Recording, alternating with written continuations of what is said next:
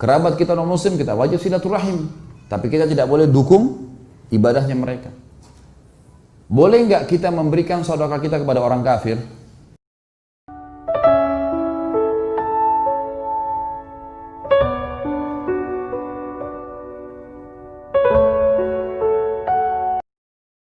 Teman-teman sekalian, kita harus jadikan tolok ukur kehidupan kita adalah kehidupan Nabi SAW di Madinah, fase Madinah. Fase Madinah 10 tahun itu teman-teman sekalian, ada 4 golongan manusia pada saat itu. Yang pertama orang-orang kafir. Ada 3 suku Yahudi di Madinah, ini sudah pernah saya jelaskan, Qainuqa, Nadir, dan Quraidah. Ada 3 suku ini di Madinah. Dan Nabi SAW tinggal bersama mereka, bertetangga bersama mereka. Gitu kan? Dan Nabi SAW pernah interaksi. Sampai ada anak muda Yahudi dalam hadis Bukhari masuk Islam, waktu Nabi SAW datang ke rumahnya mengajaknya syahadat di akhir hidupnya. Yang sampai akhirnya Nabi SAW begitu masuk ruangannya, pamit sama ayahnya, ayahnya izinkan, kata Nabi SAW pada anak muda itu, ucapkan sekarang, asyhadu an la ilaha illallah wa anna Muhammad Rasulullah. Anak ini sudah sakit keras, umurnya sekitar 14-15 tahun. Dia lihat ke arah ayahnya, ayahnya mengatakan, ati abal Qasim, patuhi ayahnya Qasim, maksudnya Nabi SAW, ini julukan Nabi. Maka anak itu syahadat, asyhadu an la ilaha illallah wa anna Muhammad Rasulullah.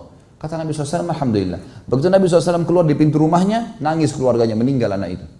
Apa kata Nabi SAW? Segala puji bagi Allah yang telah menyelamatkan dia dari api neraka. Jadi Nabi datang ke rumahnya, orang Yahudi. Nabi SAW dakwahi di rumahnya.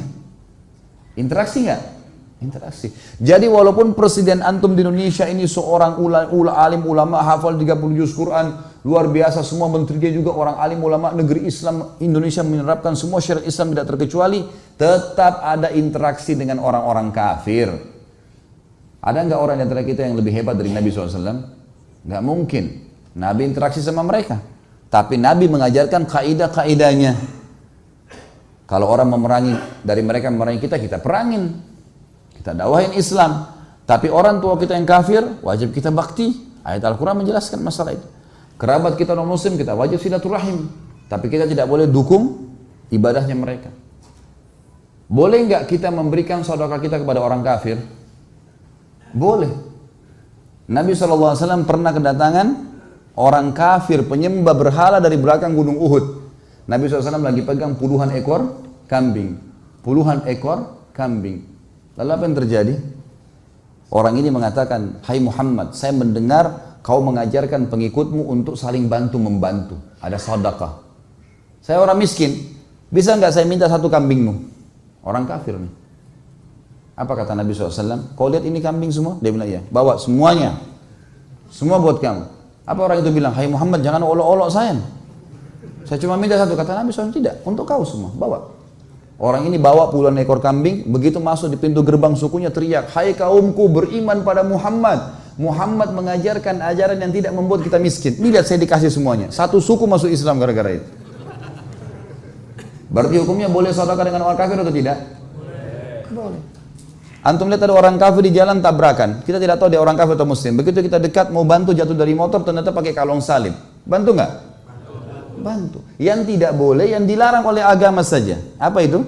Tidak boleh bangun tempat ibadahnya, tidak boleh sebarin Injil misalnya, nggak boleh ikut ritual mereka. Kalau sakit dijenguk, kalau sudah mati nggak boleh lagi. Selesai. Orang mati dalam keadaan kafir, putus hubungan. Nabi Nuh alaihissalam waktu anaknya mati tenggelam, ya Allah keluargaku, kata Allah bukan lagi keluargamu. Perbuatan dia tidak saleh, innahu amalun ghairu salih. Kafir nggak bisa lagi. Sampai abadi kau tidak akan ketemu sama dia, hai Nuh. Karena masuk neraka nanti. Orang kafir, munafik dan orang musyrik meninggal masuk neraka tanpa hisab. Oh iya. Memang tanpa hisab, dan ditimbang lagi amalnya kafir. Apanya mau ditimbang? Langsung digiring. Yang ditimbang itu hanya orang beriman yang fasik. Orang beriman yang masih ada dosanya itu ditimbang. Orang beriman tidak ada dosanya, karena banyak cobaan, banyak ibadah, banyak taubat, masuk surga tanpa hisab. Jadi di hari kiamat ada 3 golongan tuh, masuk surga tanpa hisab, masuk neraka tanpa hisab, dan juga dihisab dulu. Pilih yang mana antum? Bebas. Nah. Jadi interaksi sama mereka boleh. Baik. Yang kedua golongan di Madinah adalah ada orang munafik. Siapa pimpinannya? Abdullah bin Abi Salul. Namanya Abdullah. Kepala munafikin. Jadi jangan heran sekarang kalau ada orang tampil di media kita, namanya Abdullah, kan namanya Muhammad, kan namanya Yusuf, kalau lu benci Islam. Itu zaman dulu. Itu di Arab, cadar itu. Jenggot itu untuk orang Arab, bukan orang Nusantara. Dibedain. Betul, semua ini buminya Allah. Teman-teman sekalian, Islam mengajarkan kita apa? Tidak ada rasisme. Nggak ada Arab, Melayu, bule. Ini nggak ada dalam Islam. Ini cuma variasi hidup. Nggak ada itu. Itu cuma untuk membuktikan kemahabesarannya Allah. Semua ini buminya Allah. Semua kita sama. Semua yang sudah syahadat saudara muslim. Mau hitam, mau putih, mau dari suku manapun, bahasa manapun, di pelosok muka bumi saudara kita muslim. Karena yang kita benci dari orang kafir hanya pemahamannya, bukan fisiknya. Kalau dia sudah tinggalkan pemahaman yang salah, saudara kita. Dan yang kita perangin itu. Makanya dalam peperangan jihad yang kita perangi keyakinannya. Dakwahin dulu Islam. Ini Islam nih. Nggak mau jizyah, upeti. Nggak mau baru perang. Tapi kalau mereka sudah mengatakan sudah kami mengalah, kami masuk Islam, sudah nggak boleh dibunuh. Seperti itulah. Ada orang munafik. Jadi jangan heran. Walaupun presiden kita semuanya adalah orang muslim, hafal Quran, semua menterinya juga begitu, negara yang terapkan Islam, akan ada orang munafik di tengah-tengah kita. Karena kita tidak lebih baik dari Nabi Sallallahu Alaihi Wasallam. Nabi aja hadapin mereka. Ikut sholat bersama Nabi, ikut transaksi.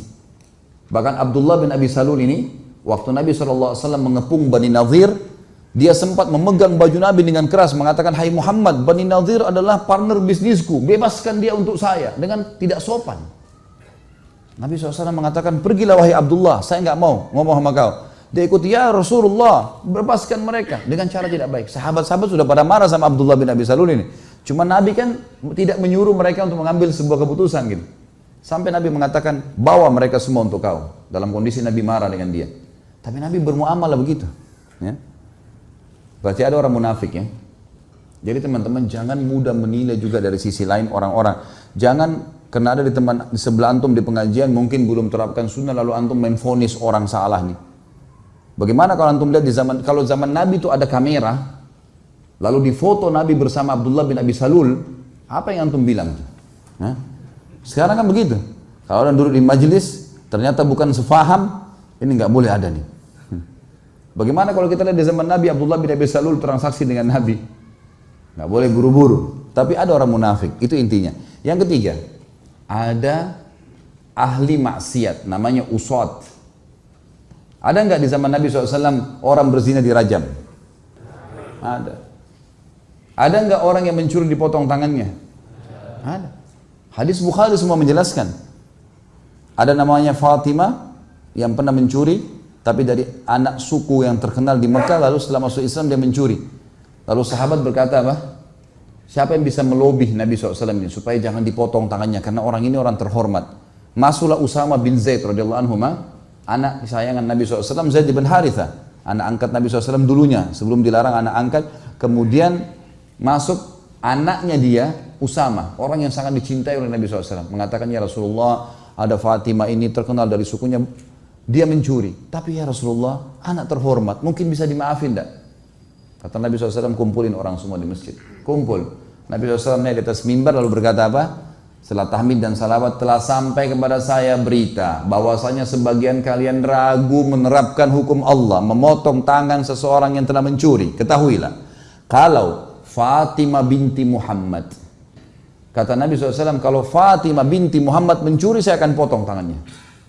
Anak saya pun mencuri, saya potong. Apalagi cuma Fatimah itu, potong tangannya, dipotong tangannya." Jadi ada ahli maksiat. Tahu nggak di zaman Umar bin Khattab teman-teman sekalian, kalau hukuman peminum khamr double, jadi 80 derah. Dulunya 40. Di zaman Nabi SAW 40, di zaman Abu Bakar 40, di zaman Umar jadi 80. Utsman dan Ali dikembalikan lagi 40-40 radhiyallahu anhum ajma'in. Kenapa di zaman Umar jadi 80? Karena wilayah Islam makin luas, makin banyak peminum khamr. Dan pada saat itu pecutnya, cambukannya itu pelapa kurma. Rupanya dengan dipukul pakai pelapa kurma 40 kali, tidak kapok-kapok, mabuk lagi.